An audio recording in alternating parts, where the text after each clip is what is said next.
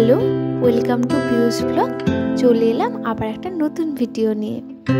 জানেন তো, বাড়িতে ওল হলে একদমই ভালো লাগে না খেতে। কী যে সারাক্ষণ ওল খাই বাড়ির বড়রা বুঝতে পারে না। তাই মা বলল আজ ওল দিয়ে মাছের ঝোল রান্না করবে। পাপা বাড়িতে বাজার থেকে অনেক বড় সাইজের একটা মাছ পেয়েছিল, এটা দিয়ে ওলের ঝোল খেতে নাকি খুবই সুন্দর লাগবে। তো সেই জন্য মা আমাকে বলে বলে পাশ থেকে দিচ্ছিল আর রান্নাটা আমি করছিলাম।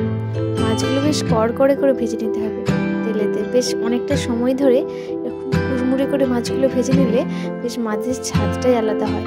আর যেহেতু বড় মাছ ছিল সেহেতু মাছ থেকে অনেকটা তেল বেরিয়েছিল। তো পুরো মাছটাই ভেজে নেবো ভালো করে, একদম গরম গরম সুন্দর তেল দিয়ে ভেজে নিয়েছি। তারপরে দুই একটা তো আমি খেয়েছি গরম গরম মাছ ভাজা। এই যে পিসটা ভাজছি এটাকে বেশ অনেকক্ষণ থেকে ভাজিয়েছিলাম, কারণ এটাকে আমি গরম গরম খেয়েছিলাম সেই জন্য।